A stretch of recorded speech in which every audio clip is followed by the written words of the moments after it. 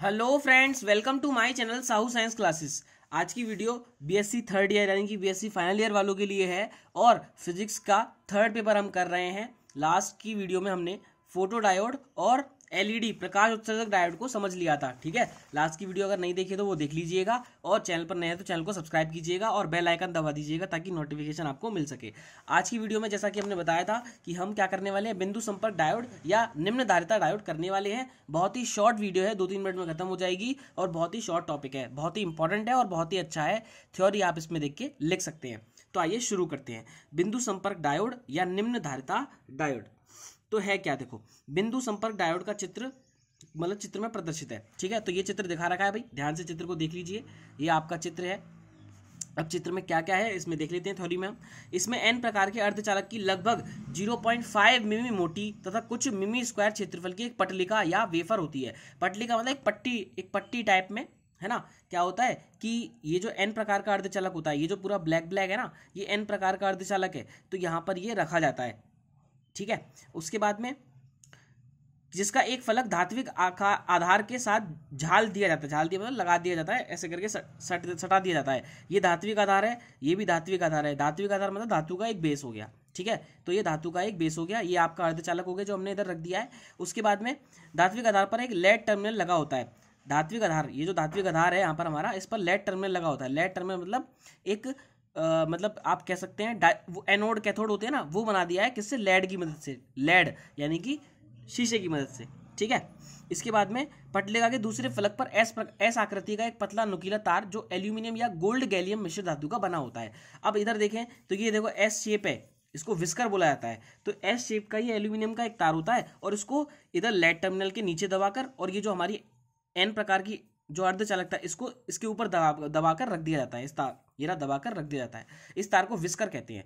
तार के दूसरे सिरे पर एक अन्य लेड टर्मिनल लगा होता है। दूसरे सिरे पर भी एक अन्य लेड टर्मिनल लगा होता है। ये धात्विक आधार हो गया, बेस हो गया धातु का, और यहाँ पर हमारा लेड टर्मिनल हो गया, एक यहाँ पे हो गया।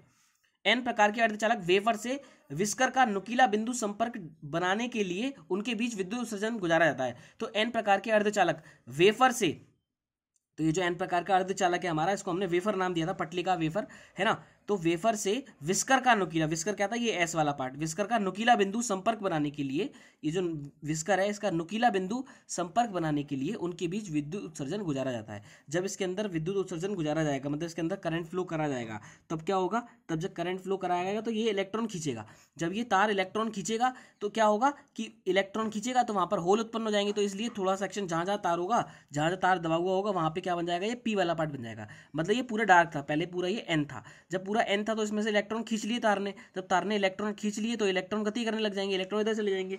जब इलेक्ट्रॉन इधर चले जाएंगे तो फिर क्या होगा? ये पी बन जाएगा, मतलब होलों की अधिकता हो जाएगी इसमें, है ना।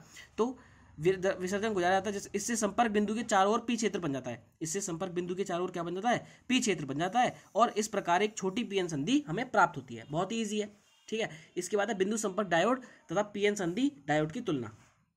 देखो, बिंदु संपर्क डायोड और पीएन संधि डायोड की तुलना, इन दोनों पे क्या डिफरेंस है? देखो, वैसे तो डिफरेंस नहीं है क्योंकि बिंदु संपर्क डायोड की अभिलाक्षणिक वक्र वीआई साधारण पीएन संधि डायोड जैसे ही होते हैं, यानी कि इनके जो ग्राफ होता है वो इन्हीं के जैसा होता है, पीएन संधि डायोड के जैसा, जो लास्ट वीडियो में मैंने पढ़ाया था।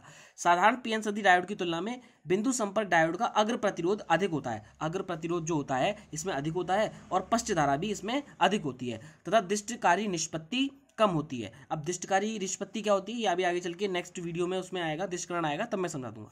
साधारण पीएन संधि डायोड का संधि क्षेत्रफल अधिक होता है। साधारण पीएन संधि अगर देखें तो उसका जो संधि क्षेत्रफल होता है वो अधिक होता है, तथा अवच्छय परत बहुत पतली होती है, जिससे उसकी संधि धारिता बहुत अधिक होती है। लेकिन साधारण पीएन संधि डायोड की उच्च आवृत्तियों पर दिष्टकारी प्रवृत्ति कम हो जाती है। इसके विपरीत अगर हम जहाँ पर बिंदु संपर्क डायोड को देखें तो इसका संधि क्षेत्रफल बहुत कम होता है, जिससे उसकी संधि धारिता बहुत कम होती है। अतः बिंदु संपर्क डायोड उच्च आवृत्तियों पर भी उपयोगी होते हैं। इनका उपयोग माइक्रो तरंग संसूचकों तथा पल्स परिपथों में किया जाता है। तो इस तरीके से हम किसको समझ सकते हैं? अपने बिंदु संपर्क डायोड या एलसीडी।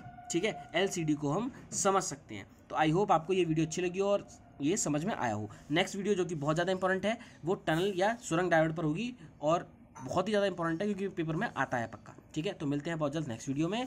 Good bye guys.